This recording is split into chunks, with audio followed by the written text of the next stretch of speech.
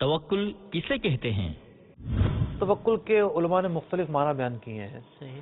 خلاصہ کیا ہے توکل کا؟ فرماتے ہیں کہ میرے نزدیک مشائخ کے اقوال کا خلاصہ یہ ہے کہ توکل اس کا نام ہے کہ بندے کو اس امر کا یقین ہو جائے اور اس کا دل اس پر مضبوطی سے قائم ہو جائے کہ میرے جسم اور ڈھانچے کو باقی رکھنا، میری حاجات کو پورا کرنا، ہر تنگی و تکلیف سے بچانا صرف خدا کے قبضہ قدرت میں ہے، کسی دوسرے کے ہاتھ میں نہیں، اور نہ ہی اسباب و وسائل دنیا کے سبب سے ہیں۔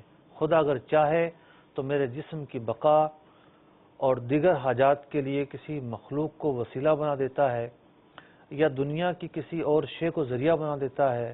اگر وہ چاہے تو بغیر ظاہری اسباب دنیا اور بغیر کسی مخلوق کے آسرے کے مجھے زندہ رکھ سکتا ہے، اور اسباب و ذرائع کا اللہ تعالی محتاج نہیں۔ اب عربی میں تعریف بعض علماء نے یہ کی، صدق اعتماد القلب علی اللہ، قلب جو ہے وہ صدق دل سے اللہ تعالیٰ پر ہی اعتماد کرے، فی استجلاب المصالح، جو منافع حاصل ہو رہے ہیں وہ اللہ تعالیٰ سے ہی ہو رہے ہیں، دفع المدار، نقصان اگر کوئی دور کر سکتا ہے تو اللہ تعالیٰ کی ذات ہے، من امور الدنیا والآخرہ، دنیا میں بھی اور آخرت میں بھی، وکلۃ الامور الیہ، اور اپنے معاملات کو اللہ تعالیٰ پر چھوڑ دینا۔